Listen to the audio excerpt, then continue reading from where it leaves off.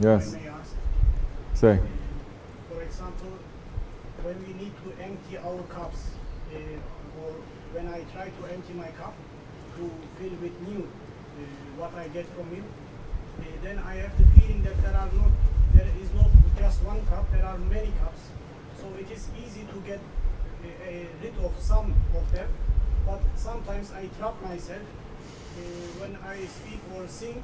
I heard that from that person who I know yet is not trustworthy. So it is hard to empty the cup to learn new knowledge. How can I help myself, or how can I empty my cup easy way? Sizi dinlerken kabımı boşaltmak, sizin verdiğiniz yeniyi kabıma doldurmakta zorluk çekiyorum. Kabımı nasıl kolaylıkla boşaltabilirim? There's no easy way. Bu işin kolayı yok. It is easy when you are putting aside your ego. Nefsini bir kenara koyduğun zaman kolaylaşır. But first you have to identify what is that ego. Ama That is not önce easy. nefsin ne olduğunu tarif etmen, tanımlaman gerekiyor. How is going to be a little bit more easy for you to do that? You have to be in sohbet with the Shaykh. Bunu biraz daha kolaylaştırman için şeyhinin sohbetinde bulunman şart. Now for you, for instance, you have to be in sohbet with the Shaykh, not with anyone too. Sen mesela senin şeyhinle beraber sohbette bulunman gerekiyor. Başka hiç kimseyle değil. Because you are very stubborn Çünkü çok inatçısın. and you have very strong views. You don't have views that are weak. You're coming Evet. from a strong lineage. Güçlü bir nesilden, bir soydan geldiğin için de çok güçlü bakışların, görüşlerin var. And it is easy for... He's looking at you. He's saying, is this one he's talking about? Adil, this one. Don't laugh. You're stubborn too in your way. Gülme, sen de kendine göre inatçısın sen de. So, and you're quick to judge. Yargılama konusunda da hızlı You have davranıyorsun. a strong sense of what is right and wrong, Neyin doğru olup neyin yanlış olduğu konusunda keskin but that is according to your head and your heart. yargıların var. Ama bu senin kendi kafan ve kalbine göre. You followed someone Birisini takip ettin. and your intentions were good, thinking that one is following us. Niyetin de iyiydi. O kişinin bizi takip ettiğini düşünerek. So although that one was doing so many wrong things, O kişi bir sürü yanlış işler yapsa dahi because you did not have sohbet with me, sen benimle sohbette bulunmadığın için you just put your head aside and you accepted it. başını bir tarafa çevirip onu kabul ettin. Although there's a big question mark there, Orada kocaman bir soru işareti olmasına rağmen and you didn't try to find an answer for it. buna bir cevap bulmaya çalışmadın. So in that way you're burned. Ve bir bakıma yandın. So now you become even more suspicious. Şimdi daha da şüpheli bir hale geldin. It's like when you are young and somebody give you a pepper, Bu şey gibi, hani gençken birisi you sana, trust the person, birisine güvenirsin ve o kişi sana bir biber and then verir. you eat it, Yediğinde but it hurts you. canın yanar. And then later when you grow up, you'll never touch that pepper again, even if a saint was to give you that. Büyüdüğün zaman bu sefer o biberi hiçbir zaman dokunmayacaksın. Sana o biberi veren eğer evliya dahi olsa kabul etmezsin. First you have to know what is haq and batil, what is your experience, and what is trauma. Öncelikle şunu anlaman gerekiyor. Hak ve batıl nedir? Senin deneyimin ne? Ve travma dediğin şey ne? You know trauma? Huh? Travma ne biliyor musun? Right? Something hurt you, you don't know how, you don't know why, you don't know the reason, all you remember is the hurt. Canını bir şey yakıyor, sebebini, nedenini, nasıl olduğunu hiçbir şekilde bilmiyorsun. Tek bildiğin şey canının yandı. And based on your experience, it is bad. Deneyimine göre de bu kötü bir şey. So, but it should not be bad Ama kötü olmaması lazım. because the pepper is very tasty. Çünkü biber çok lezzetli bir şey. The pepper can cure so many diseases. Biber birçok hastalığa şifa olabilir. The pepper can activate a part of your brain that makes you happy. Biber seni mutlu eden beyninde bir bölümü canlandırabilir. Did you know that? Bunu biliyor muydun? Yeah. What is that called, doctor? Bruh, Haidar, what is it called, bruh? Right, capsicum, you ahmak, what a capsicum. I'm talking about hitting releasing the endorphins there. What is that lobe called? Endorfini salgılayan o lobun ismi ne? Onu soruyorum. The front of your brain that activates the pleasure center. What is that called? You don't know. Anyone? You know? Beynin ön kısmı. What? What? Pineal gland. I'm gonna pineal gland you. You got too many. Huh? That one is right here, bruh. That's not the pineal gland. This is, huh? Not pineal glands. What? Yeah, bullshit again. Try again. Huh?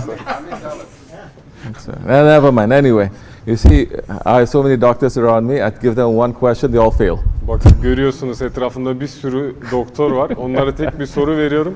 Now he's going to Google it. Şimdi Google'a bakacak. Okay. Anyway,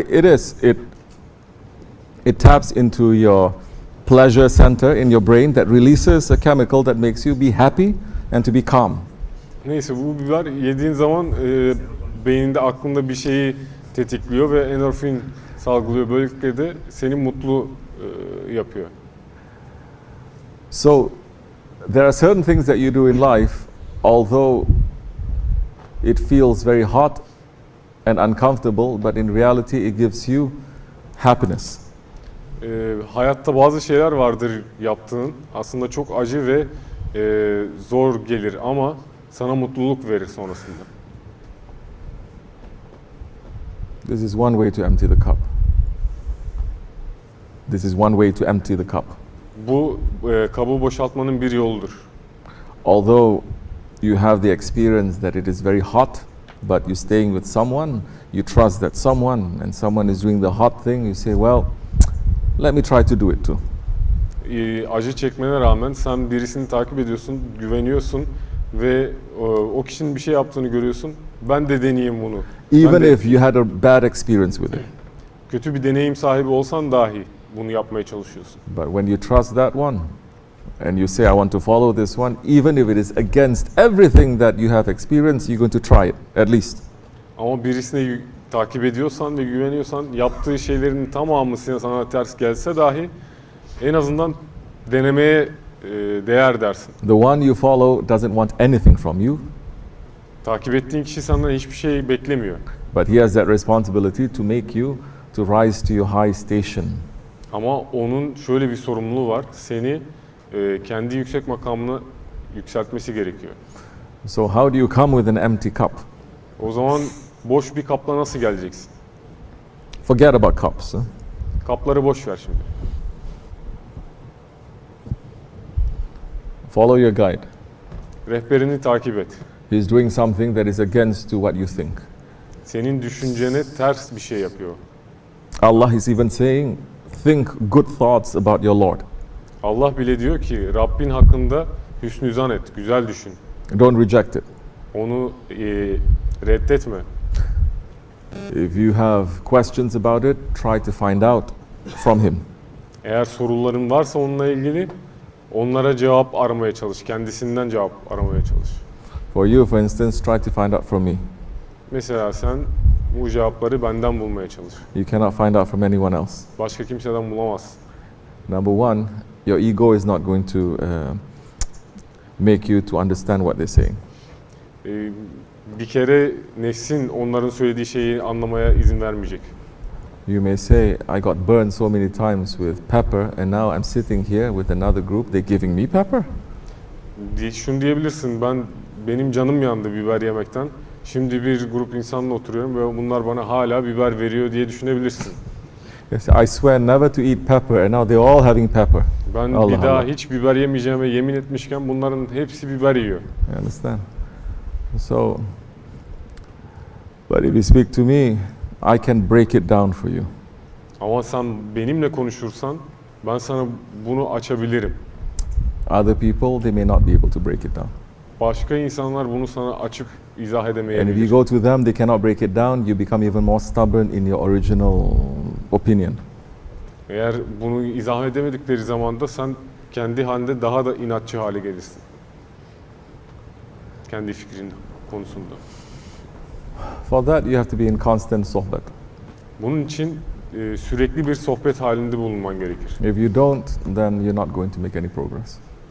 Bulunmazsan da hiçbir şekilde bir gelişme kaydedemeyiz. And your own small experience and your stubbornness is going to destroy you. Senin o küçük deneyimin ve inadın da seni mahveder o zaman. Believe me, I know what you're saying. İnan ki söylediğin şeyi biliyorum. Because with Shaykh Efendi, when I followed him too, there are so many things that goes against my understanding of the world, how my parents are speaking, like this or like that.